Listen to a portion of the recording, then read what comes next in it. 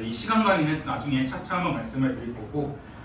네, 그래서 전체적인 문학풀이 순서는 첫 번째 작가와 제목, 곡이 확인하셔야 되고, 표현상 특징 문제와 서술상의 특징 문제, 선지를 확인하셔야 되고요. 그 다음에 이제 작품을 감상하는 걸로 들어가고, 독서는 문단본을 매기고 문제의 풀이, 내비게이션, 그러니까 문제를 몇 번째 순서로 풀 것인지 내비게이션 잡은 다음에 제일 첫 번째 어휘 문제부터 꼭 풀려 있습니다. 어휘 문제부터 꼭 푸시고 그에 맞춰 독해하시면 되고요. 시간 관리는 아까 말씀드렸던 것처럼 70분에서 75분 안에 커트하는 게 제일 좋고, 채점표 작성하는 시간과 OMR 카드 한 번씩 더 확인하셔야 되는 게 크고, 특히 이걸 좀 강조하고 싶은데 콩깍지를 조심하세요.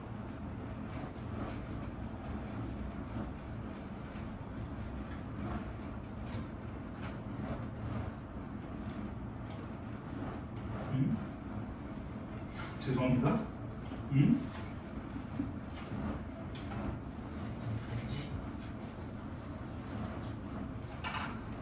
어떤 새끼가 이거 고장난 걸 넣어놨구만. 이걸 인지예요? 처음부터 다시 설명하는 건가? 아니면 끊고 다시 살짝 편집? 어디부터 했죠? 콩깍지를 조심하셔야 됩니다. 콩깍지를 조심해야 되는 게 이게 무슨 말이냐면, 여러분 그런 적 있었을 거예요. 시험 문제 풀다가 너네 가끔씩 질문할 때도 그러잖아. 뭐 25번에 2번이 왜 틀렸냐? 나한테 질문하면, 그럼 너네 25번에 2번을 어떻게 풀었어? 라고 물어보면 여러분들이 설명하다가 그러게? 나 이거 왜 체크했지? 이런 경우가 있는데, 그런 게 좀 콩깍지가 씌었다 하거든요. 그럼 뭐 여러분들 지금도 연애하신 분도 있고, 아니면 나중에 대학교 가셔서 연애하신 분들도 생길 텐데, 나중에 여자친구 생겼다가 헤어지면 좀 그런 경우 있어요. 내가 쟤를 왜 좋아했지?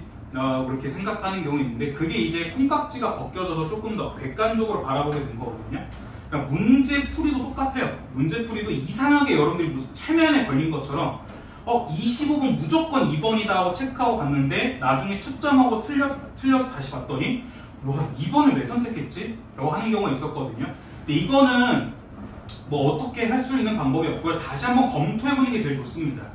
검토해보는 게 제일 좋기 때문에, 그래서 여러분들이 70분에서 75분 안에 커트를 하신 다음에 남은 시간 동안에 1번부터 45번까지 천천히 한번 다시 검토해보는 시간이 제일 필요해요. 왜냐하면 너네 국어만 보는 게 아니잖아. 그러니까 지금 우리 학원에서 보는 아침 모의고사는 국어만 보기 때문에 너네가 와 하고 이렇게 전력 질주했다가 좀 쉬었다가 바로 수업 듣고 이러는데, 실제 수능은 너네 알지만 국어 본 다음에 한 30분 쉬었다가 바로 또 수학이야. 너네 수학도 에너지 엄청 뺏기잖아. 그러고 나서 밥 먹고 영어 보거든요. 얼마나 또 졸려요. 그렇기 때문에 에너지를 좀 어느 정도 비축을 시켜야 되기 때문에, 그래서 저 같은 경우에는 실제 제가 수능을 봤을 때는 70분에서 75분 커트한 다음에 한 1, 2분 정도는 다 덮고 좀 쉬었어. 1, 2분 정도 그냥 1, 2분 동안 뭘 할 수 없다 생각했어. 그렇기 때문에 1, 2분 정도는 그냥 OMR 카드랑 쫙 뒤집고 그냥 하면서 그냥 머릿속으로 조금 쉬었다가 뭐 화장실 가거나 아니면 조금 잠깐 바람 쐈다가, 그다음에 이제 수학 어떤 거 볼지, 그러니까 수학도 뭐 미적분, 통계 이렇게 있으면 그 중에서 어떤 걸 좀 볼지 한번 좀 수학 준비한 상태에서 조금 쉬면서 한숨 돌린 다음에 그 다음에 이제 수학 보고 했었거든요. 그렇기 때문에 좀 여러분들 이런 연습이 필요하기 때문에, 그래서 웬만하면 이제는 80분 딱 시간 맞춰서 하기보다는 1분에서 2분 정도 좀 시간을 여유롭게 하시는 게 제일 좋고요. 그래서 아침 모의고사 때 일단은 먼저 80분 드리긴 할 텐데, 본인이 만약에 70분에 75분 한번 해보고 싶은 분들은 10분 남았을 때, 5분 남았을 때 제가 말씀드릴 테니까, 그럼 그때 저한테 그냥 OMR을 내주세요. 손 들어주시면 제가 가져갈 테니까 그런 식으로 해보셔도 나쁘지 않을 것 같습니다. 자, 그 다음에 2페이지 넘어가시면, 자, 문학과 독서의 공통적인 접근 방법인데, 자, 이건 언제나 제가 강조했죠. 지문과 작품 속에서만 꼭 찾으세요. 답의 근거는. 제발 부탁드리는 게, 여러분들 생각과 감정을 궁금해하지 않아요. 평가원은 여러분의 생각과 감정을 전혀 궁금해하지 않습니다. 그렇기 때문에 반드시 본문 안에서만 여러분들이 답을 찾는 연습을 하셔야 되고요. 그래서 여러분들이 클리닉 수업 때 오거나 너네가 나한테 아침 모여서 질문할 때 내가 꼭 물어보는 게 뭐야? 어디서 답을 그렇게 찾았냐? 왜 그렇게 생각했느냐? 라고 얘기하는데, 너네가 본문이 아니라 너네 생각을 말하면 내가 그때 엄청 화내잖아. 그렇게 하지 말라고. 아니면 클리닉 때도 너네 그렇게 하면 얘가 별별 난리를 치잖아. 그런 이유가 여러분들 그게 너무 안 좋은 습관이기 때문에 반드시 그냥 본문 안에서만 답의 근거를 찾는 연습을 하셔야 되고요. 그래서 이거는 누차 말씀드렸습니다. 문학 주관적이에요, 당연히. 그냥 문학이란 것 자체가 시인과 작가가 자신의 생각과 감정을 전달하는 거기 때문에 시인과 작가의 주관적인 생각이 들어가는 거거든요. 그렇기 때문에 당연히 주관적일 수밖에 없는데 우리는 그거를 사실적이고 혹은 객관적으로 판단을 한 겁니다. 왜? 작품에 나온 내용 그대로만 파악을 해가지고 이걸 누가 봐도 다 인정할 수 있게. 누가 봐도 윤동주의 작품을 보면 이거 자기 성찰이고 자기 만성이네. 누가 봐도 다 인정하잖아요. 근데 갑자기 윤동주의 그런 시에서 임금에 대한 충이 느껴진다. 이러진 않았잖아요. 그런데 너네가 그렇게 느낄 수는 있잖아. 저는 윤동주 시인의 작품 봤더니 임금에 대한 충이 느껴져요. 이렇게 말할 수 있겠지만 이건 너네의 감상이잖아. 그렇기 때문에 여러분들의 감상은 집에 가서 발 닦고 잠 자기 전에 한번 하시면 되고요. 부탁드리는 건 딱 하나입니다. 근거를 본문에서만 찾아서 사실적으로, 객관적으로 감상하는 연습을 꾸준히 하시면 되고요. 그래서 언제나 말씀드립니다. 문학 감상, 즉 파악에는 반드시 근거가 있어야 됩니다. 그 근거라는 게 뭐냐면 예시를 들면 내 마음은 호수다 라는 은유법을 썼어. 이걸 이제 직유법으로 바꿔봐야 할 텐데 근데 그때 할 수 있는 게 뭐냐면 내 마음은 호수처럼 넓다. 가능하지. 왜? 호수가 넓잖아. 내 마음은 호수처럼 깨끗하다. 가능해. 왜? 호수 보면 깨끗한 것도 있으니까. 내 마음은 호수처럼 잔잔하다. 맞아. 왜? 호수 가보면 호수 물결이 잔잔해. 그래가지고 호수는 넓고 깨끗하고 잔잔하다라는 특징을 다 가져올 수 있는데 갑자기 내 마음은 호수처럼 뜨겁다 해봐. 그럼 내가 물어보겠지? 야, 그럼 호수가 왜 뜨거워? 뜨거운 호수를 봐봤어? 아니요? 그냥 제가 그렇게 느꼈는데요? 이렇게 말하면 안 된다는 겁니다. 오케이? 반드시 근거가 있어야 된다는 거고 그 근거가 될 수 있는 기준이 뭐냐? 바로 보기입니다. 그래서 언제나 이건 강조했어요. 보기는 여러분들이 작품을 해석하고 감상하는데 기준, 방향, 힌트입니다. 얘는 상대적인 것도 아니고요. 절대적이에요. 얘는 그냥 무조건 보기에서 그렇다 하면 오케이 해야 돼. 너네 1 더하기 1이 뭐야? 2잖아? 근데 보기에서 만약에 1 더하기 1은 3이라면 그냥 무조건 3이라면 돼. 다른 생각 필요 없어. 오케이? 왜냐면 너네 문제 보면 알겠지만 보기를 참고하여 밑글을 감상하래. 그렇기 때문에 보기가 최대한 근거가 돼야 돼. 어찌됐건 보기를 참고해야 된단 말이야. 근데 보기에서 1 더하기 1은 3이래. 그럼 너네 이건 무조건 내가 알고 있기에는 1 더하기는 2인데 보기에서 1 더하기는 3이랬으니까 무조건 3이라 해야지. 나 생각하면 된다는 겁니다. 오케이? 그래야 너네가 나중에 문제 틀리고 나서도 따질 수가 있는 거야. 아니 선지에 1 더하기는 3이라 해가지고 이거 적절하게 체크했어. 내가 왜 그렇게 체크했어 했더니 보세요. 보기에서 1 더하기 1은 3이래잖아요. 그러네. 그럼 얘도 맞는 답이네. 이렇게 할 수 있단 말이에요. 근데 1 더하기는 3이랬는데 선지에 1 더하기 2는 2랬어. 근데 너네가 그걸 체크했어. 내가 물어보지? 1 더하기는 왜 2를 왜 체크했어? 아니 1 더하기 1은 당연히 2잖아요. 근데 그건 네 생각이잖아. 보기에선 3이랬잖아. 이렇게 된다고. 오케이? 그 다음에 이건 예전에 여러분께 한번 IQ 테스트 했던 거죠. 보기라는 근거를 가지고 답의 근거를 어디서 찾냐? 무조건 본문에서 찾아야 되는 겁니다. 그래서 IQ 테스트 했던 게 뭐였어? 1은 11일, 2는 21일, 3은 33일에, 4는 44일에, 7은 77일에, 8은 88일에. 그럼 11은 1이야. 왜? 1은 11이라고 본문에 나와 있잖아. 근데 너네 그때 장난처럼 내가 얘기했어. 너네 다 뭐라 했어? 121이요. 아니면 1111이요. 이렇게 얘기했는데 그 이유가 뭐였냐면 11씩 곱한 거 아니에요? 근데 본문에서 11씩 곱하란 말은 없었어. 1111이라는 이유. 앞에 숫자를 연속으로 반복하는 거 아니에요? 그렇게 하란 말 없었어. 1은 11일 했었고 그러기 때문에 11은 1인 거야. 왜? 본문에서 그랬기 때문에. 그러니까 다른 거 다 필요 없다고. 무조건 그냥 본문에서만 답의 근거를 찾으면 돼. 근데 이번에 풀었던 아침 모의고사처럼 가끔씩 보기가 없는 문학작품이 나와. 그럼 그건 뭐냐? 보통 다 EBS 연계야. 그러니까 너네가 EBS 연계를 좀 가볍게 보면 안 되는 게 옛날에는 EBS 연계가 나오더라고. 완전 간접 연계였어. 그러니까 소설이 만약에 나오게 된다면 수능 특강의 소설의 이제 전개 부분이 나오게 된다면 막상 모의고사 결말 부분이 나왔어. 그래서 너네가 그렇게 크게 체감을 못했거든. 근데 작년부터 바뀐 게 뭐냐면 이제 체감이 너무 잘 돼. 그 너네 6월 모의고사도 그랬잖아. 6월 모의고사 너무 체감이 잘 됐잖아. 그렇기 때문에 이제는 평가원이 EBS 연계를 한다는 것 자체가 뭐냐면 수능 특강과 수능 완성이 하나의 시험 범위라는 거야. 너는 학교 내신 시험 볼 때 시험 범위를 안 보고 시험 보진 않잖아. 시험 범위에 있는 교과서나 학교의 뭐 프린트 이런 거 다 보고 시험을 보는 거 똑같기 때문에 수능도 똑같아. 수능의 교과서 거의 수능 특강과 수능 완성이기 때문에 이건 당연히 다 알고 있어야 된다는 거야. 오케이? 그래서 가끔씩 보기가 없는 경우에는 EBS 연계이기 때문에 그래서 EBS 연계 꼼꼼하게 보셔야 되고요. 그 다음에 이제 마지막으로 그러한 보기, 본문에서의 근거를 가지고 답을 어떻게 고르냐? 가장 확실한 답을 고르면 되는데 조심해야 되는 게 확실하다는 게 100%가 아니야. 100%가 아니라 가끔씩은 그나마 가장 적절한 거. 그나마 가장 적절하다는 거. 너네 예전에 내가 한 번씩 개념 수업, 문제풀이 수업 해줄 때 동그라미 치는 것도 있는데 가끔씩 세모표시 치는 것도 있어. 세모표시 치는 게 그나마 가장 적절한 거, 그나마 가장 적절하지 않는 거야. 오케이? 근데 이거는 독서에서는 가끔씩 추론하는 문제가 보통 이렇게 나오는데 문학에서는 종종 그렇게 나와요. 왜냐면 문학은 아무래도 아까 위에서 봤던 건 주관적이기 때문에 100% 그런 보기의 기준을 다 줄 수 없거든. 그래도 조금 애매한 답이 될 수 있긴 한데 그때는 언제나 말하는 게 그나마 가장 적절한 거, 그나마 가장 적절하지 않는 것만 체크하면 돼요. 오케이? 자, 그 다음에 3페이지 들어가시면 이제 우리는 문학 작품을 어떻게 감상할 거냐? 보기랑 본문을 본데 했었어. 그럼 본문에서 뭘 봐야 되냐? 첫 번째 작가를 봐야 돼.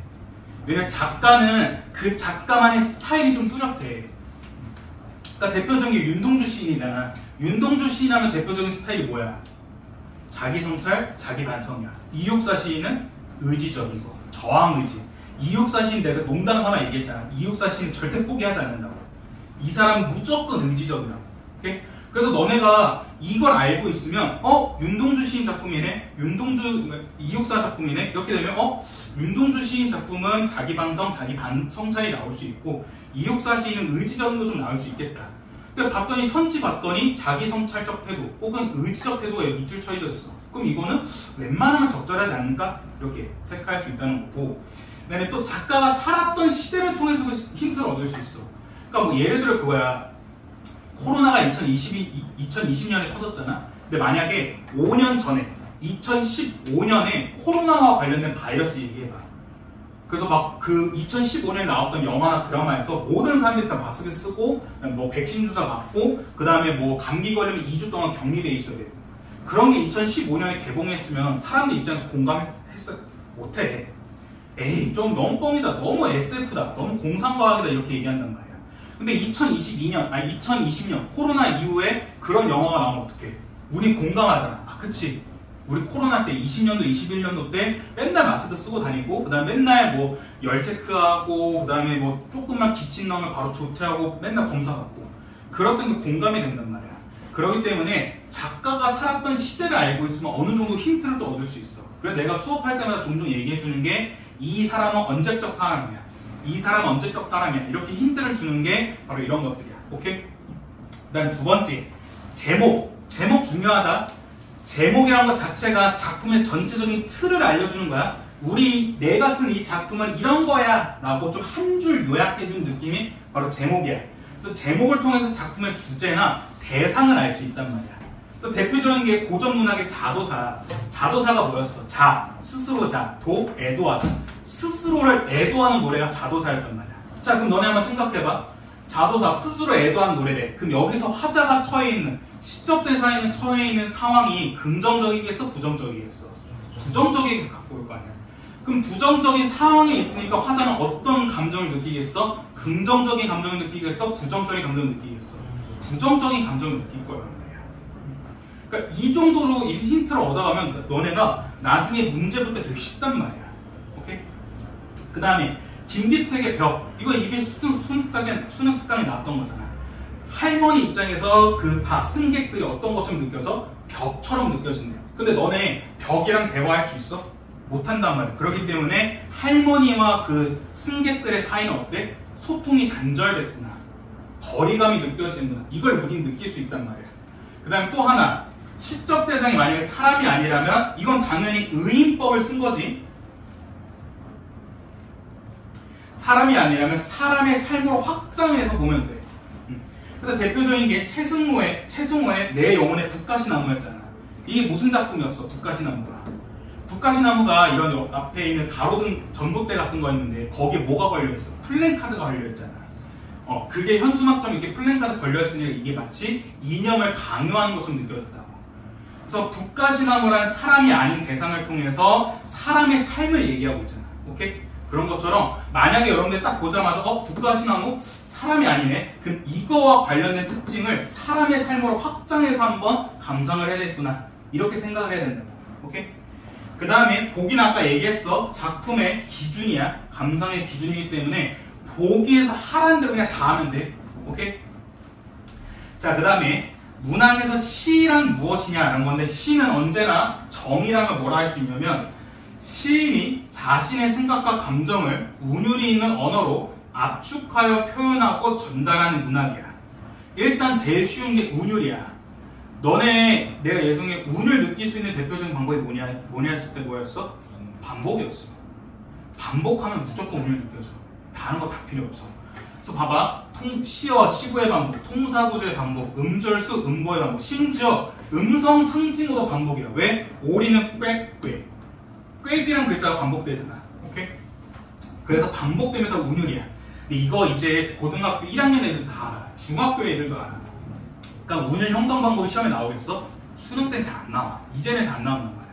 그럼 이제 수능 문학, 시에서 어떤 게 제일 많이 나오면 첫 번째, 시인의 생각과 감정이야.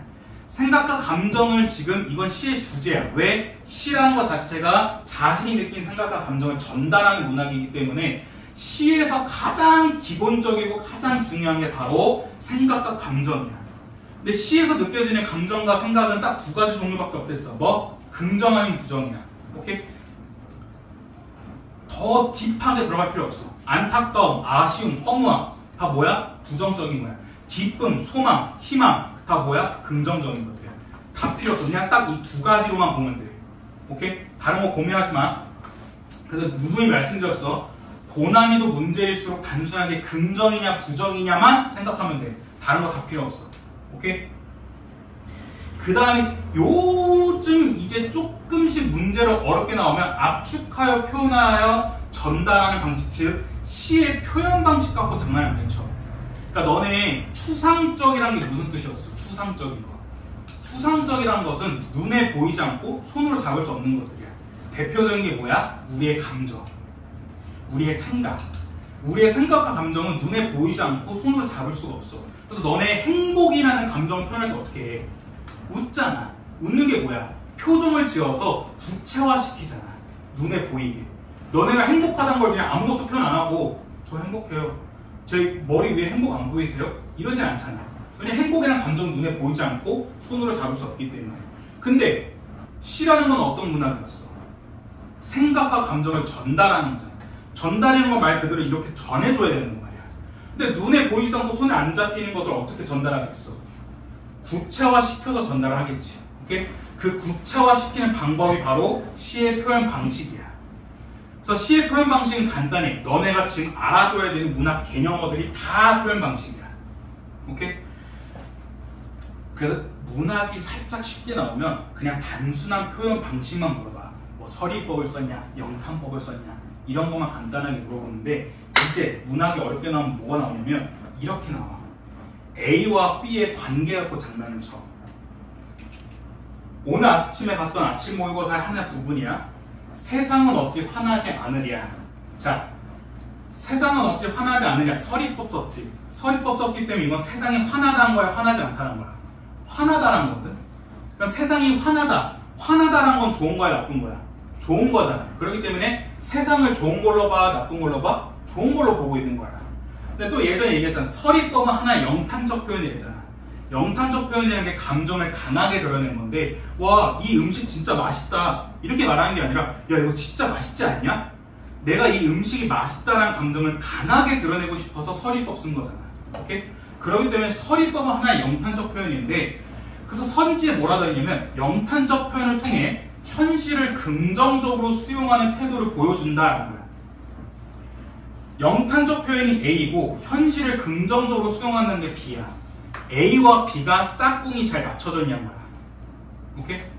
그래서 이게 시험 문제 어렵게 나오면 어떻게 나오냐면 세상은 어찌 화나지 않느냐. 이거 좀 문학 어느 정도 한 애들은 이거 현실 긍정적으로 바라보네 생각할 수 있단 말이야. 그럼 이제 A를 장난쳐. 역설적 표현을 통해 현실을 긍정적으로 드러내고 있다. 그럼 이건 틀렸지. 현실을 긍정적으로 수용하고 있는 건 맞지만 역설적 표현을 안 썼단 말이야. 오케이? 그다음 또 반대로 화나지 않으냐. 서리법 썼어. 영탄적 표현 썼는데 영탄적 표현을 통해 현실을 부정적으로 받아들이고 있다. 이건 B가 틀렸지. 그래서 A와 B 순서를 바꿔서 혹은 A와 B 순서를 장난치는 게 요즘 문학에서 어렵게 나와. 오케이? 그 다음 또 더 어렵게 나오면 어떻게 나오냐면 아까 내가 역설적 표현 얘기했었잖아. 역설적 표현이 다른 곳에 있어. 세상은 어찌 화나지 않으냐가 맨 마지막 연이었는데 갑자기 첫 번째 연에 역설적 표현이 있는 거야. 너네 가끔씩 문학에서 신나면 어떡하냐면 첫 번째 연에서 역설적 표현 나왔고 마지막 연에서 현실 긍정적으로 드러내잖아요. 그러니까 역설적 표현도 있고 현실 긍정적으로 드러낸 거 있으니까 얘 맞는 거 아니에요? 안 된다. 왜? 현실을 긍정적으로 드러내는 방식, 현실을 긍정적으로 드러내는 구체화 방식은 영탄적 표현이지 역설적 표현이 아니라고. 오케이? 그래서 이 짝꿍 잘 맞춰야 돼. 이제 문학이 이제 어려워지면 이런 거 갖고 장난치는 거야. 오케이? 자, 그 다음에 이건 수없이 강조했어. 시의 정서, 태도, 어조, 분위기 다 같은 말이야. 그래서 뭐 너네가 예를 들어 지각을 했어. 지각해서 이제 너네가 똑똑똑 하고 들어야 되는데 좀 이제 대충 들어올 때 분위기를 볼 거 아니야? 근데 내가 막 장난치면서 웃고 있어. 너네도 웃고 있어. 그럼 너네가 들어올 때 어떻게 생각하겠어? 수업 분위기 괜찮네? 생각할 거 아니야. 선생님 기분이 좋아 보이네? 그럼 선생님 기분 좋아 보이니까 지각한 나한테 태도 역시 되게 장난하면서 좀 봐주시겠지? 좀 긍정적으로 봐주시겠지? 그러니까 나한테 뭐라 하는 것도 혼내는 것도 막 진짜 부정적으로 어조를 쓰는 게 아니라 조금은 긍정적으로 좋게 얘기해 주시겠지? 그 다음에 선생님이 그렇게 좋게 얘기해 주니까 수업의 전체적인 분위기도 괜찮겠지. 그래서 정서, 태도, 어조, 분위기 얘는 다 같은 말이야. 오케이? 하나가 바뀌는 순간 다 영향을 간다 생각하면 돼요. 오케이? 그 다음에 상황이라는 것 자체가 정서, 태도, 어조, 분위기에 영향을 끼치는 데서 그 다음 더 추가적으로는 상황이 시와의 의미 결정에도 영향을 준댔어. 긍정이냐 부정이냐. 오케이? 그래서 예를 든 게 곱다였잖아. 저 사람 진짜 곱다. 이렇게 얘기한 건 뭐야? 아름답다라 해서 긍정적으로 얘기한 거지. 근데 너네가 친구들이랑 여행을 갔는데 친구가 빨래도 못하고 설거지도 못하고 음식도 못한대. 야 그럼 너 할 줄 아는 게 뭐야? 나 아무것도 없는데? 그럼 너네 그때 친구한테 뭐라 해? 야 너 진짜 곱게 자랐구나 이럴 거 아니야. 근데 그때 곱게 자랐다는 게 좋은 뜻이야? 안 좋은 뜻이야. 비꼬는 거잖아. 근데 그렇게 곱다는 표현이 비꼬는 표현을 바꿔진 이유가 뭐야? 바로 친구와 나의 대화 상황으로 인해서 곱다는 표현이 부정적으로 쓰인 거잖아. 오케이? 그렇기 때문에 화자, 시적 대상이 처해 있는 상황에 따라서 시어의 의미가 또 바뀌어. 오케이? 이 점 잘 기억해 두시고. 그다음 또 추가적으로 시간적, 공간적 배경, 즉 상황이 구체적일수록 문제에 잘 나와. 그래서 만약에 고전 시가에서 화자, 시적 대상이 있는 상황과 시간적, 공간적 배경이 산과 강이다. 그럼 무슨 내용 나오겠어? 고전 문학이니까 자연 친화 나오지. 그 다음에 만약에 일제강점기야. 그러면 이에 대한 저항, 실현과 고통 이런 거 얘기할 때고. 근데 내 누누이 얘기한 거 산업화 관련된 내용이 무슨 내용 나오겠어? 인간 소외, 소통 단절. 오케이? 괜찮아? 자, 그 다음에 4페이지. 자, 4페이지. 고전 문학과 고전 시가. 얘는 그냥 고전 문학은 언제나 말하지만 전형성이 있댔어. 오케이? 그 전형성을 파악하는 게 제일 빨라, 고전 문학은. 그래서 고전 문학에서 일단 얘부터 보시면 주제가 제일 많이 나오는 게 뭐냐면 자연 친화가 제일 압도적이야. 그 다음에 유교적 가치, 춤과 효와 관련된 내용이 제일 많아. 그 다음에 사랑과 이별, 그 다음에 기행이야. 그래서 이걸 왜 알고 있으면 좋냐면 너네가 문학작품, 특히 고전 문학 보는데 이게 무슨 내용인지 잘 모르겠네. 근데 무슨 내용인지 잘 모르겠는데 작자 미상이야. 작자 미상이면 대충 무슨 내용이겠어? 사랑과 이별이란 거야. 왜냐면 작자 미상이면 평민이 쓴 거랬잖아. 평민은 자연 친화와 유교적 가치보다는 사랑과 이별이 좀 더 메인 포인트였잖아. 오케이? 근데 작자 미상이 아니라 양반이야. 이름이 돼 있어. 작가 이름이 써 있어. 이황, 이이 이렇게 이름이 써 있어. 그럼 무슨 생각하면 돼? 아, 이건 자연 친화 아니면 유교적 가치에 좀 더 가깝겠구나 라고 생각하고 작품을 보면 더 쉽게 읽힌다고. 오케이? 왜? 고전문학은 전형성을 가지고 있기 때문에. 자연 친화 얘기하다 갑자기 사랑과 이별 얘기하지 않는단 말이야. 사랑과 이별 얘기하다 갑자기 임금에 대한 춤을 얘기하지 않는단 말이야. 충신 연주시사가 아닌 이상 갑자기 사랑과 이별, 임금에 대한 춤을 갑자기 섞진 않아. 오케이? 그 다음에 탐관오리 비판하다가 갑자기 사랑과 이별? 이것도 잘 안 나와. 오케이? 그렇기 때문에 주제의 빈도를 좀 알고 있으면 너네가 비교적 작품을 해석하는데 쉬워. 그래서 고전문학은 크게 수능의 시조와 가사가 나오는데, 시조는 초장, 중장, 종장 이 3단계로 이루어져 있었어. 서론, 본론, 결론이야. 근데 언제 누누이 강조했던 게 뭐였어? 시조에서 내용 파악 안 되면 뭐부터 봐? 마지막부터 봐. 종장부터 보면 돼. 왜냐면 결론이기 때문에. 오케이? 초장, 서론이기 때문에 얘는 이야기를 꺼내는 단계야. 그래서 내가 어디에 처해있다, 내가 어떤 상황이다, 이런 걸 좀 더 메인 포커스로 얘기하는 거지. 제일 하고 싶은 말은 맨 마지막 종장 부분 얘기해. 오케이? 그다음 연시조, 연시조라는 건 평시조가 연달아 있는 거기 때문에 각각의 디테일한 상황과 정성은 다를 수 있겠지만 전체적인 주제는 비슷해. 그래서 여기 예시된 게 뭐야? 이황의 도산12곡. 도산12곡이 1수부터 12수까지인데 1수부터 6수까지는 무슨 내용이랬어? 자연 친화야. 연시조여서 완전히 갑자기 내용이 삐뚤어지진 않는단 말이야. 완전 틀진 않아. 1수부터 6수까지 자연 친화 이어지다가 자연스럽게 7수부터 12수까지는 학문 수양 얘기한단 말이야. 오케이? 그다음 가사. 가사는 산문문학과 우문문학이 합쳐진 거기 때문에 산문문학처럼 세부적인 디테일한 내용 배치가 중요해. 그래서 내가 EBS 수특할 때도 가사 나오면 전체적인 줄거리를 다 말해주는 이유가 그런 것들이야. 오케이? 그래서 너네가 가사 작품이 나오는 순간, 아, 이거는 조금 더 디테일한 내용 배치가 나올 수 있기 때문에 하나하나 조금 디테일적으로 내용 파악하는 게 제일 좋아. 근데 고전문학에서 내용 디테일하게 파악하면 뭘 알아야 돼? 고전어구. 오케이? 그 다음에 또 이것도 TMI식으로 잘 알고 좋은데, 만약에 주제가 자연 친화면 뭘 의심해봐야 돼? 내적 갈등도 의심해봐야 돼. 오케이? 내적 갈등은 너무 어렵게 생각하지 마. 내적 갈등이 뭐 딜레마, 트라우마, 자아의 분열 등등이 있겠지만 간단해. 그냥 나 혼자서 고민하면 돼. 나 혼자서 갈등을 겪으면 된다고. 근데 너네 그거 생각하면 돼. 갈등이란 게 왜 생겨? 이따가 뒤에 소설할 때도 얘기했지만 갈등이란 게 왜 생겨? 서로 달라서 그래. 생각과 가치관이 서로 다르기 때문에 갈등이 생기는 거야. 근데 이게 다른 게, 외적인 갈등은 나와 친구가 서로 달라서 외적인 갈등이야. 그럼 내적인 갈등은 내 마음 혼자서, 내 마음 안에서 두 가지가 다른 거야. 짜장면 먹을까 짬뽕 먹을까, 학원 갈까 놀러 갈까, 이런 식으로 내 마음 안에서 두 가지 선택지가 있어서 갈등이 일어나는 거야. 오케이? 그래서 자연 친화에서 내적 갈등이 일어나는 이유가 뭐였어? 자연 너무 좋아. 근데 한편 누구 보고 싶어? 임금님 보고 싶어. 근데 임금님 보고 싶으면 어디로 가야 돼? 속세로 가야 돼. 근데 난 자연이 있어서 속세가 싫어. 속세 꺼려. 아, 속세로 다시 돌아가기 싫어. 이랬는데, 아, 임금님 보고 싶어. 근데 임금님 보고 싶은데 어디로 가야 돼? 속세로 가야 돼. 그러니까 막 내적 갈등이 일어나는 거야. 오케이? 자, 그래서 이런 식으로 시에서 사실적 해석, 그 다음에 객관적인 감상하면 되는데, 만약에 이게 가끔 너무 어려운 거 있으면 내가 어떻게 하겠어? 간단해. 시적 화자, 시적 대상 찾고, 두 번째, 얘네가 처해 있는 상황, 긍정인지 부정인지, 그다음 세 번째, 얘네가 어떤 정서를 가지고 있는지. 상황과 정서는 긍정 아니면 부정이야.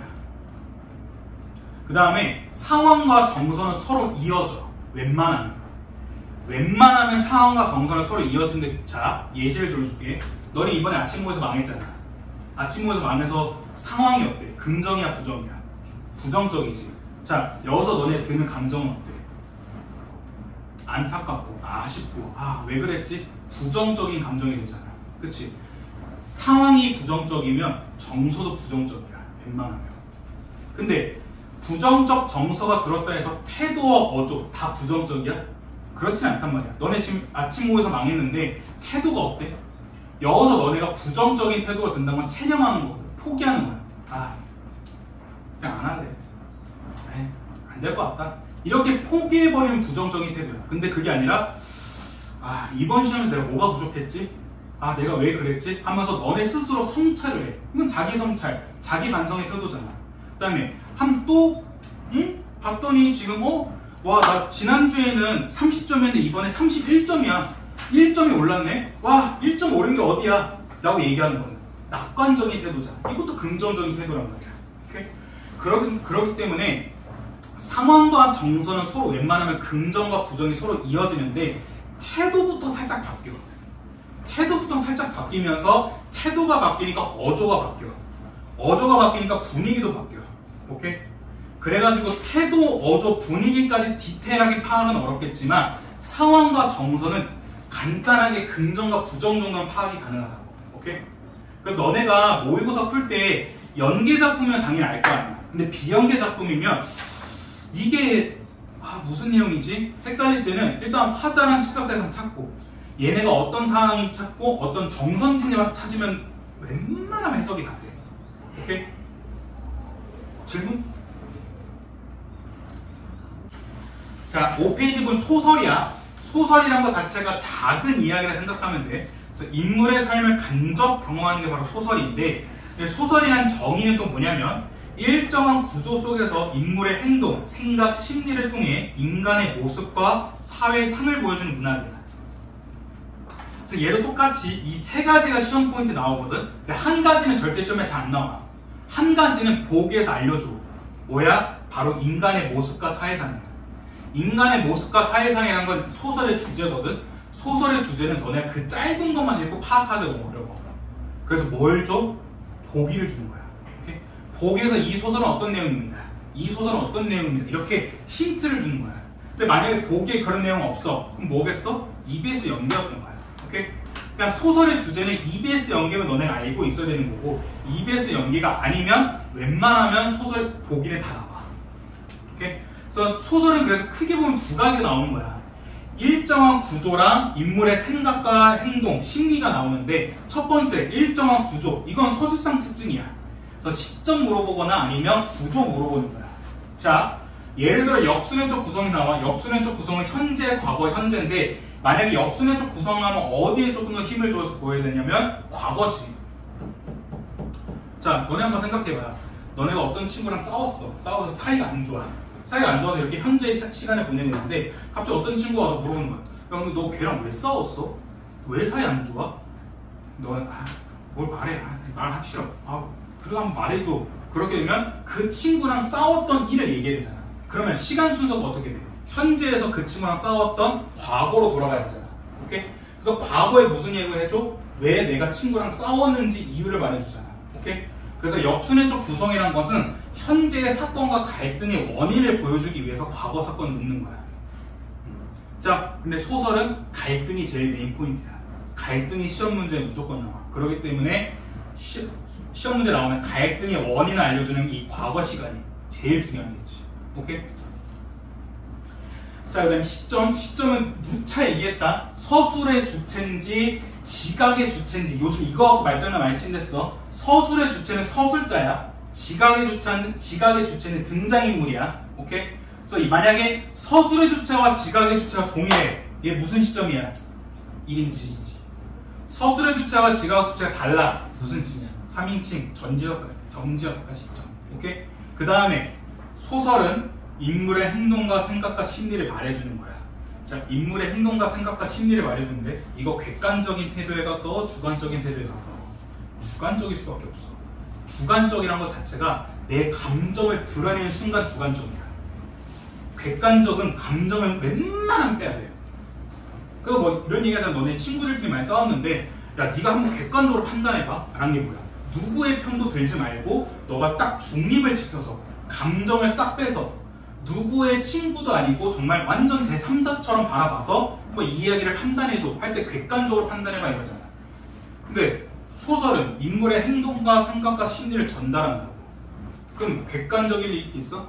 객관적이기가 너무 어려워. 그러니까 아예 객관적이지는 않다는 건 아니야. 근데 객관적일 수가 거의 너무 어려워. 그러니까 웬만하면 주관적이야. 그래서 만약에 이거는 이제 내신에서 많이 나왔던 건데 수능에 잘 안 나오는데 객관적인 태도를 유지한다? 잘 안 돼. 오케이? 자, 그 다음에 인물의 행동과 생각과 심리인데 이건 바로 인물의 갈등을 형성하는 요소야. 자, 갈등이란 게 아까 왜 생긴다고? 생각이 달라서 그래. 생각, 가치관이 달라서 그래. 가치관이 다르니까 행동도 다르겠지. 오케이? 그러니까 뭐 예를 들어 그거야. 지나가는 할머니가 이제 넘어지셨어. 할머니 너무 그렇구나. 어떤 지나가는 아저씨가 넘어졌어. 넘어져서 막 이러고 있어. 너네 어떻게 할 거야? 도와줄 거야? 근데 도와주려는데 갑자기 친구가 말해. 야, 도와주지 마. 왜? 그래, 저 아저씨 좀 수상해. 저번에 뉴스 봤는데 저렇게 넘어지고 뭐 일부러 납치하거나 아니면 막 좀 보이시피싱 이런 사기 거는 것도 경우 있대. 진짜? 야, 그래도 도와줘야 되지 않을까? 이렇게 행동이 다른 이유가 뭐야? 서로 가치관, 생각이 달라서 그렇잖아. 친구는 뭐 보이스피싱 이런 나쁜 부정적인 상황에 대해서 미리 알고 있기 때문에 본인의 가치관이 그렇게 형성된 거고, 너네 같은 경우에는 그래 다친 사람은 도와줘야 되지 않을까? 라는 가치관으로 인해서 행동이 달라진단 말이야. 오케이? 그렇기 때문에 행동, 생각, 심리, 가치관이 다르게 되면 갈등이 형성돼. 소설은 갈등이 제일 메인 포인트야. 오케이? 갈등 없는 소설은 없어. 다 갈등이야. 너네 그래서 알고 있는 영화, 드라마 봐봐. 다 갈등이야. 뭐 대표적인 게 마블 어벤져스, 캡틴 아메리카 시빌 워 그거 보더라도 서로 가치관이 다르잖아. 어벤져스가 어떻게 될 거냐, 그런 가치관이 아예 싹 다른 거기 때문에, 그러기 때문에 갈등이 제일 메인 요소야. 오케이? 그래서 갈등과 관련된 문제가 뭐냐면 내용일치야. 내용일치. 이런 것들. 자, 그 다음에 이건 뒤에서 한 번 더 얘기할 텐데, 중략 부분 줄거리나 앞부분 줄거리 넘어가지 말랬어. 왜? 굳이 넣은 이유가 있을 거란 말이야. 자, 이따가도 얘기할 텐데, 독서는 평가원에서 직접 쓴 글이야. 독서는 평가원에서 직접 쓴 글이야. 특히 과학기술, 사회문화, 지금 이런 것들은 그냥 일반의 시중에 있는 그런 논문을 갖고 와가지고, 논문을 바탕으로 만약 법 관련된 논문이야. 그럼 그걸 이제 읽으신 다음에 그거와 관련된 글을 작성하시는 거야. 그래서 그렇게 작성하신 다음에 이제 법 지문 관련된 이제 여러 교수님들께 이제 자문을 구하는 거지. 이게 혹시 내용이 이상한 건 없나요? 이런 식으로 하나하나 하는 거야. 그래서 독서 같은 경우에는 평가원이 지문 갖고 장난을 칠 수 있어. 근데 문학은 그러면 안 돼. 문학은 그럼 저작권 위반이잖아. 만약 사승훈 시인이 어떤 글을 썼는데 이게 뭐 좀 긍정적인 거 관련된 썼어. 근데 평가원이 보기에는 이거 긍정적인 게 아닌데? 이거 부정적으로 써야 되는데? 그래서 이거 마음대로 그냥 바꿔버리고 갑자기 사승훈 뭐 어떤 작품 썼대. 그럼 내 입장에서 뭐야, 내 작품이 아닌데? 이렇게 된단 말이야. 그렇기 때문에 평가원은 문학 작품을 아예 바꿀 수는 없어. 근데 대신 평가원이 문학 작품에서 장난질 칠 수 있는 곳이 어디야? 바로 소설, 중략 부분, 줄거리 이런 것들이야. 어딜 갖고 오냐. 소설의 처음 부분, 중간 부분, 끝 부분이 있을 거 아니야. 거기서 평가원이 여기는 좀 끝부분이 살짝 낼만한데? 그럼 끝부분을 갖고 와. 근데 넌 생각해봐. 끝부분 갖고 오게 되면 처음과 중간을 모르면 아예 내용 파악이 어렵잖아. 그러니까 소설을 어디였어?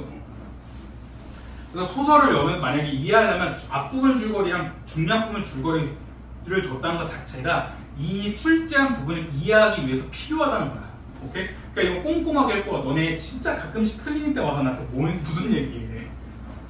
뭐 질문할 때 내가 야 이거 앞부분은 줄거리 있었던 거잖아. 이거 중략 부분 줄거리잖아. 그럼 너네 가끔씩 몇 명한테 뭐라니? 사실 거기 안 읽었어요. 그냥 거기 좀 넘어갔어요. 이렇게 얘기하는데 그러면 안 된다고. 굳이 준 이유가 있다고. 오케이? 그 다음에 고전소설은 너무 쉽게 써. 고전소설은 선가학이 너무 명확하니까 갈등도 명확해. 그 다음에 고전소설은 더 전형성을 가지고 있는 게 또 뭐야? 역순행적 구성 나와? 안 나와. 역순행적 구성 거의 90% 이상 안 나와. 그 다음에 입체적인 인물. 입체적인 인물이 뭐야? 성격 변화 있는 인물. 긍정에서 부정, 부정에서 긍정 바뀌는 인물 나와? 거의 안 나와. 오케이? 그렇기 때문에 고전소설은 서술상의 특징 문제가 거의 잘 안 나와. 나오면 너무 쉬워. 너무 쉽기 때문에 고전소설은 그래서 뭐 갖고 장난친데서 내가 내용일치. 내용일치가 왜? 고전소설 내용일치 파악하는 이유, 어려운 이유가 뭐야? 인물이 너무 많아. 인물이 많은데 가끔씩 인물이 적어도 뭐가 많아? 이름이 너무 많아. 이름이 너무 다 달라. 그래서 내가 예시 든 게 있잖아. 사수문이라는 인물이 있어. 사수문이라는 사람. 너네 나한테 뭐라 해? 쌤! 이라 하잖아. 근데 학원 다른 선생님, 뭐 부원장 선생님 아니면 팀장님 얘기를 하고, 그 다음에 우리 집에서 나한테 아들, 수문아, 이렇게 내 친구들 나한테 사스 이렇게 한단 말이야. 그러니까 별명이 너무 많아. 사수문이라는 사람 한 명인데 사수문을 부르는 호칭이 너무 많단 말이야. 그래서 이 호칭을 파악하는 게 어려운 거지 고전소설 자체는 쉬워. 선가하기 너무 명확하단 말이야. 오케이? 그 다음에 대표적인 고전소설 모티프 꼭 알고 계시고, 적강 모티프, 영웅 모티프, 남장, 결연, 모함 모티프, 이런 모티프들을 알고 있으면 더 내용 파악이 쉬워. 특히 남장 모티프가 뭐야? 여자가 위기에 처해서 그 위기를 극복하기 위해서 남장을 해가지고 위기를 극복하는 거잖아. 그렇지? 그렇기 때문에 너네 당연히 무슨 생각하겠어? 남장 모티프 나오네? 그러면 너네가 생각해봐. 남장 모티프가 쓰여진 이 고전소설을 출제할 거야. 시험 문제 어디 파트를 낼 거야? 위기에 처했거나, 아니 위기를 해치거나, 아니면 결국에 위기를 다 해치고 또 남장 모티프의 최종 마지막은 여성이 영웅되는 것도 있었잖아. 그래서 그런 부분을 출제하겠지 갑자기 맨 앞부분을 출제하지는 않을 거 아니야. 오케이? 그렇기 때문에 이런 모티프들을 좀 어느 정도 알고 있으면 내용 파악이 더 쉬워져. 오케이? 그다음 극갈래는 더 쉬워. 극갈래는 서사관을 그냥 말 그대로 무대화 시킨 건데, 무대화는 보여주는 거야. 보여주는 거기 때문에 지시문, 행동, 표정, 무대 효과 이런 게 다 중요하겠지. 생각해봐. A와 B가 서로 사이가 엄청 안 좋아. 엄청 치열한 분위기야.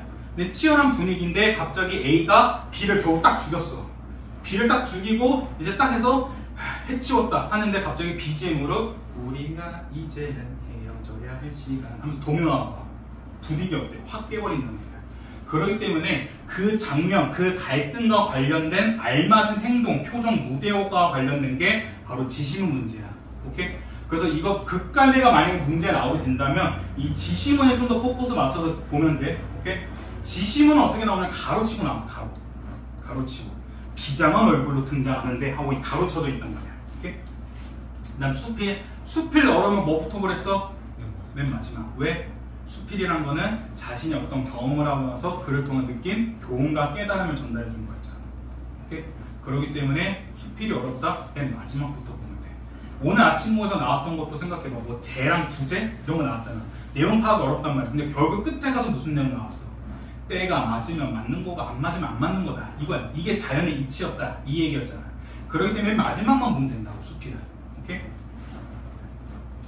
자, 그 다음에 6페이지, 7페이지 보시면 보통 여러분들 문학 문제 푸시면 이렇게 나와요. 문학 문제 푸시면 이제 문학 문제 구성이 이렇게 나오는데, 첫 번째, 표현상 특징 문제, 서술상 특징 문제. 자, 말할 것도 없습니다. 개념어입니다. 여전히 여러분들이 1번부터 5번 선지 중에 한 문제로 틀렸거나 이 하나의 개념이라도 모르시면 문학 개념을 다시 꼼꼼하게 공부하셔야 되고, 그 다음에 기억부터 미음에 대한 이해로 적절하지 않는 건데, 이건 이따 다시 한번 봐볼게. 이건 좀 힌트가 있는데, 일단 기억부터 미음, 밑줄 친 부분 어떻게 문제 풀어야 되겠어? 밑줄 친 부분만 보는 게 아니라 최소한 앞뒤로 한두 줄씩 더 봐야 된댔어. 왜? 전체적인 맥락, 흐름을 알아야 되니까. 오케이? 그 다음에 A와 B, 시어의 의미. 자, 시어의 의미 파악하는 건 뭘 봐야 돼? 아까 내가 시어의 의미 결정이 뭐가 중요하겠어? 상황. 오케이? 상황이 시어의 의미에 결정적이라 했잖아. 그렇기 때문에 시어의 의미를 꼼꼼하게 잘 파악하기 위해서는 이 화자, 시적 대상이 어떤 상황이고 어떤 정서를 느끼고 있는지를 파악해야 된다고. 오케이? 자, 그 다음에 내용일치. 내용일치는 진짜 애들 그냥 꼼꼼히 보는 수밖에 없어. 내용일치는 너네 계속 내용일치 틀린 다음에 실수네? 해? 하면 안 돼. 내용일치 틀리면 제일 억울해. 왜? 내용일치도 2점짜리잖아. 2점 때문에 날려가. 너무 아까워. 꼼꼼하게 봐야 되고, 다시 한번 그 다음에 산문 문학할 때 너네 검토할 때 한번 이걸 꼭 해봐. 내용일치 문제를. 내용일치 문제를 한번 다시 검토해봐. 그럼 진짜 바로 잡혀. 특히 너네가 앞에서 말했던 콩깍지가 많이 쓰이는 게 내용일치 문제야. 오케이? 그 다음에 26번 보기. 더 말할 것도 없어. 오케이? 그래서 옆에 보시면 제가 아까 말했던 내용 그대로입니다. 독서 지문은 출제자가 직접 작성한 글이기 때문에 글 본문 갖고 장난질 칠 수 있지만 문학은 그러면 안 된단 말이야. 근데 문학에서 장난질 칠 수 있는 게 뭐야? 바로 소설에서 어느 부분을 발췌할 거야. 오케이? 그 발췌할 때 이 부분만 발췌해서 딱 출제하자니 조금 애들이 내용 이해하기 어려울 것 같은데 그러면 앞부분 줄거리나 중량 부분 줄거리 넣어주자 이렇게 해준 거기 때문에 그래서 앞부분 줄거리, 중량 부분 줄거리 꼼꼼하게 보라는 거고 그래서 이렇게 보시면 될 것 같습니다. 질문. 자, 8페이지 독서입니다. 자, 독서 파트는 오히려 더 간단해요. 독서는 정말 독해 방법만 알면 되는 거여가지고 그렇게까지 뭐 어렵거나 복잡한 건 없습니다. 하고 언제나 말씀드린 게 정말 딱 본문 안에서만, 지문 안에서만 답의 근거를 찾으시면 돼요. 다른 거 다 필요 없습니다. 그래서 한번 첫 번째로 말씀드렸을 때 바로 이거죠. 평가원이 쓴 글은 무조건 글을 쓴 목적과 글을 쓰는 구조가 딱 이쁘게 되어 있다는 겁니다. 특히나 아까 말씀드렸던 것처럼 평가원이 출제하는 독서 지문은 평가원이 직접 쓴 글이기 때문에 그 4번부터 9번, 10번부터 13번이라는 문제를 출제하기 위한 글입니다. 그래서 첫 번째 문단부터 마지막 문단까지가 다 답의 근거와 관련 있는 문제들인 거예요. 지문인들인 거예요. 그렇기 때문에 한 문장 한 문장씩 다 이해하시면서 꼼꼼하게 이해하는 게 제일 좋고, 그다음 문단 간에도 서로 유기적으로 연결되어 있댔어요. 갑자기 위에서 딱 두 번째 문단까지 긍정적인 거 얘기하다가 세 번째 문단에부터 갑자기 뜬금없이 부정적인 거 얘기하지 않는댔습니다. 자연스럽게 넘어간댔어요. 오케이? 그래서 보시면 대표적인 문단별 유기적 연결이 바로 이런 거였죠. 첫 번째 문단 서론이기 때문에 이 서론에서 첫 번째로 그 얘기를 해줍니다. 우리는 이런 얘기를 할 거야. 우리는 이런 대상에 대해서 설명을 해줄 거야. 라고 얘기를 하는 거고, 그래서 오늘 아침 모의고사 보는 것처럼 사회문화 지문을 딱 그랬잖아요. 첫 번째 문단의 맨 마지막에 뭘로 끝나? 범죄인 인도 조약이 있다. 그럼 앞으로 무슨 내용 얘기한다는 거야? 두 번째, 세 번째, 네 번째 문단에서는 범죄인 인도 조약에 대해서 얘기한다는 거죠. 오케이? 그렇기 때문에 첫 번째 문단은 제발 꼼꼼하게 읽고 가셔야 됩니다. 그래서 오히려 독서 지문을 잘 읽고 꼼꼼하게 읽는 학생일수록 첫 번째 지문에서 최대한 많은 걸 얻고 가요. 이 글은 어떤 내용에 대해서 이야기를 하겠구나. 너네 한번 생각해봐. 범죄인 인도 조약에 대해서 얘기 나왔어. 너네는 이제 어느 정도 독서에 대한 감을 잡으면 이 뒤에 본론에서 무슨 내용 나오겠어? 조약에 대한 내용이 나올 테고, 그 다음에 조약이 원칙이니까 이에 대한 예외적인 경우도 있을 거고, 그러니까 그런 거 갖고 장난질 치는 문제가 나올 거 아니야. 그렇기 때문에 너네가 어느 정도 독서에 대한 감을 잡으면 첫 번째 문단을 읽고 대충 본론의 내용을 잘 알 수 있단 말이야. 그렇기 때문에 첫 번째 문단을 꼼꼼하게 읽는 게 제일 좋습니다. 그 다음에 왜 더 첫 번째 문단이 중요하냐? 바로 평가원은 두 가지씩 글쓰기를 좋아한댔어. 두 가지씩이 머리 두자 해가지고 초반 서론의 주제를 던져줘. 우리 이런 얘기 할 거야. 그래서 초반에 더 많은 얘기를 하기 때문에 최대한 첫 번째 문단을 꼼꼼하게 읽고 넘어가는 게 제일 좋습니다. 오케이? 그 다음에 대표적인 평가원 독서 지문의 독해 구조예요. 정의 나오면 뭐 나온댔어? 예시가 나와. 왜? 정의가 어려우니까. 어려우니까 예시를 들어줘서 어떻게 해주는 거야? 너네 이해를 도와주는 거야. 그래서 나도 계속 너네한테 지금 이렇게 설명해 줄 때 중간중간 예시를 들어주잖아. 그 이유가 뭐야? 너네 이해를 돕기 위해서인 거야. 오케이? 그러니까 평가원이 보기에도 이 정의는 어려우니까 예시를 통해 설명을 해주는 거야. 추가 설명해 주는 거기 때문에 더 꼼꼼하게 봐야 돼. 오케이? 이게 납득이 안 가면 하나의 반복이라고 보면 된댔잖아. A라는 정의를 얘기해주고 그 다음에는 A의 예시를 얘기해줬어.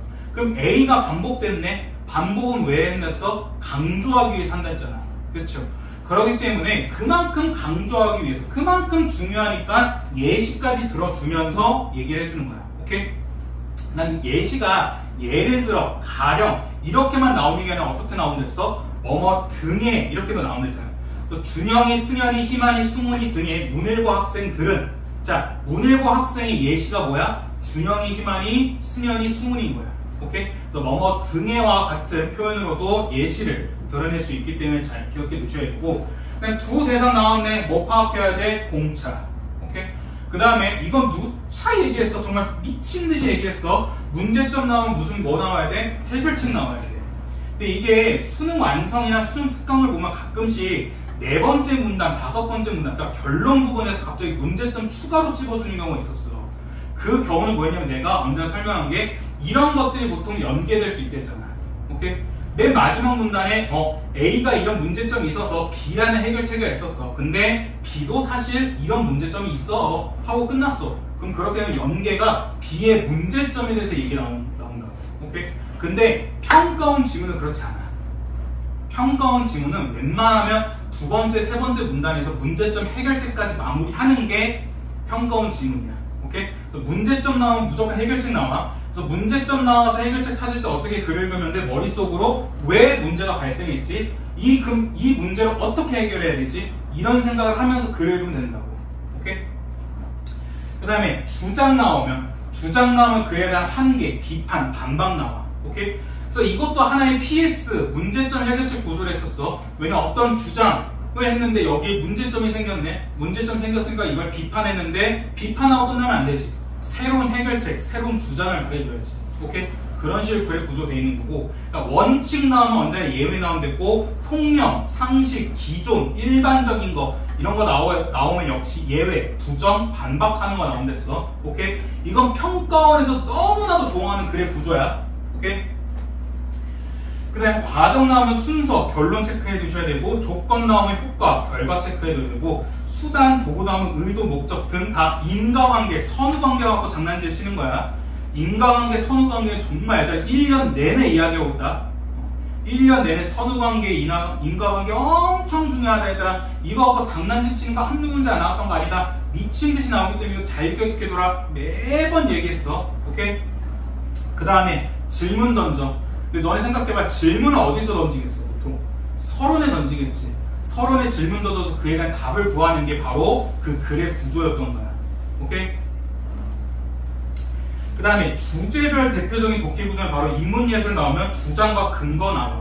왜냐면 철학자, 마르크스 아니면 칸트, 로크 이런 사람이 나와서 어떤 주장을 해. 근데 이 사람들 주장이 뭐가 있어? 문제점이 있어. 그에 대한 반박, 그거에 대한 비판, 그래서 새로운 이야기, 새로운 주장이 나오는 게 보통 인문예술이고, 사회문화는 법과 경제인데 얘는 이론이 나온 데서 법의 이론, 경제 이론 나오는데 내가 얘기했잖아. 경제가 어려운 이유가 뭐야? 이론대로 되지 않는다고. 오케이? 그래서 보통 사회문화 법지문이 이런 내용 나온다고.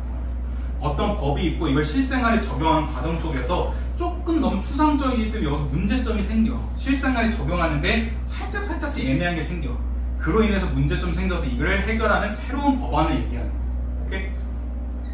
난 과학기술지문 보통 무엇을 하는 기술, 그 다음에 그 기술의 원리와 구조, 오류나 오차 나오는데, 오히려 재밌는 게 뭐냐, 과학기술 지문은 오류나 오차까지 나오면 문제가 쉬워.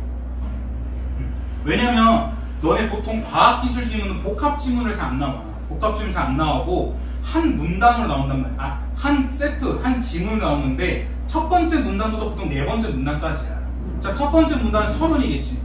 이 기술이 어떤 기술인지, 무엇을 하는 기술을 설명해 줄 테고, 두 번째 문단, 세 번째 문단에서 무슨 내용 나오겠어? 이 기술의 원리와 구조가 나올 테고, 네 번째 문단에서 만약에 오류까지 나오면 이 오류, 문제점 얘기한 다음에 해결책이 얘기해야 되잖아. 그래서 글의 구성이 너무 이뻐서 시험 문제 나오기가 너무 쉬워. 너네 문제를 출제하는 입장이 와봐. 그러면 내용일치로 뭐 나오겠어? 기술에 대한 설명, 기술 내용일치 나올 테고, 그 다음에 11번 같은 문제에서 조금 더 복합적인 추론해내는 문제에서 이 기술의 원리 나올 테고, 그 다음에 12번 보기 문제에서 뭐 나오겠어? 보기 문제에서 이 기술을 사용하는, 응용하는 문제 나올 테고, 그다음 마지막 13번 같은 문제에서 이 오류나 오차를 어떻게 해결하는지 문제 나올 거 아니야. 그래서 오히려 과학기술 지문에서 무엇을 하는 기술이고, 그 기술의 원리와 구조, 그 기술의 오류나 오차 해결 방안이 나오면 너무 쉬워, 지문이. 그래서 난이도를 높이려면 이 오류나 오차를 빼. 그럼 원리와 구조가 더 디테일하게 나오기 때문에 너무 힘들겠지. 오케이? 그래서 너네가 과학기술 지문을 딱 머릿속에 들어가기 전부터 이 생각을 해. 무엇을 하는 과학이고 무엇을 하는 기술인지, 그 기술의 원리와 혹은 과학의 원리와 구조는 어떤 것인지, 만약에 오류나 오차가 생기면 이 오류나 오차를 어떻게 해결할 것인지, 그래 생각하면 된다. 오케이? 그다음에 복합지문은 보통 이렇게 세 가지가 있는데, 이 중에 제일 쉬운 게 뭐랬어? 바로 대비할, 서로 반대점이 있는 거, 공차. 가지문과 나지문이 서로 반대돼. 그럼 얘네들의 공통점 차이점만 파악하면 돼. 오케이? 그 다음에 호응 구체화. 호응 구체화가 조금 더 내용이 어려운 거였어. 왜 어려운 거였냐면 가가 보통 서론 역할이야. 그러니까 나 이야기를 하고 싶은데 나가 너무 어려우니까 서론으로 아예 가를 빼버린 거야. 오케이? 그렇기 때문에 나를 이해하려면 너네 가를 이해해야 돼. 그러니까 그만큼 내용이 어려운 거야 라 해가지고 보통 이렇게 호응하고 구체화되는 단계에서 조금 내용이 어려워. 그 다음에 평가하는 입장. 나의 입장에서 가를 비판하고 반박해야 되는데 이거는 PS 구조, 문제점 해결책 구조였지. 근데 이 평가하고 비판하고 반박하는 글에서 주의점이 뭐랬어? 기억해 혹시? 평가하고 비판하고 반박하는 것에서 중요한 게 뭐랬어? 뭐가 중요하댔어? 예전에 수업했잖아. 평가하고 비판하고 반박하는 것 중에 중요한 게 뭐였어?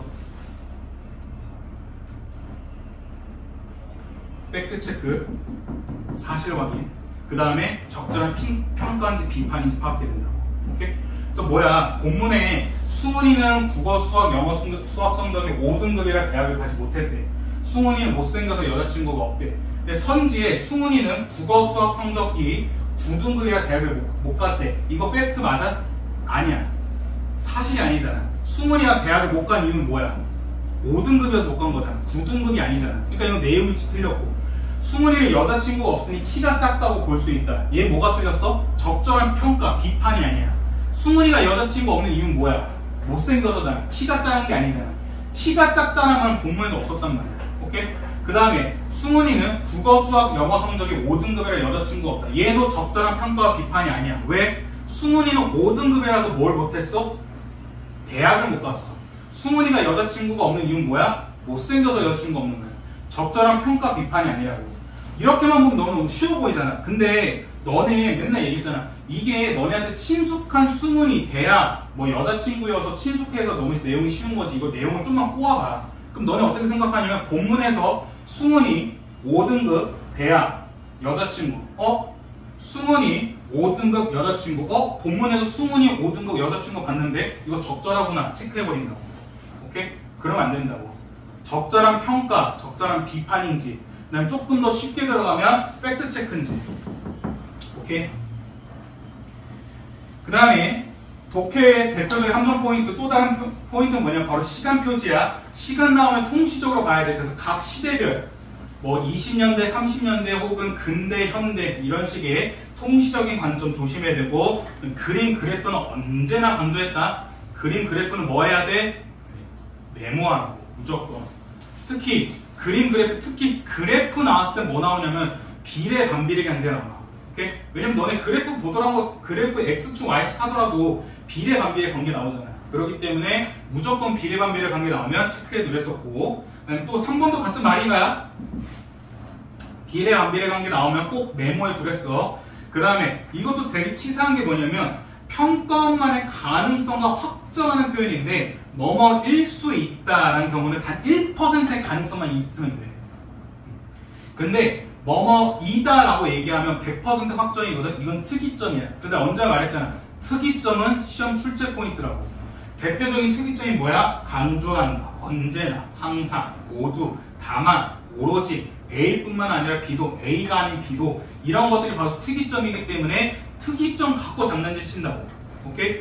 본문에서는 A와 B 모두라 했는데 선지에서는 A와 달리 B는 이런 거 갖고 이렇게 장난친다고. 혹은 본문에서는 A와 달리 B는 이랬는데 선지에서는 A와 B 모두 이런 식 갖고 선지와 본문에서 모두라는 특이점 갖고 장난치면 조심해야 된댔어. 오케이?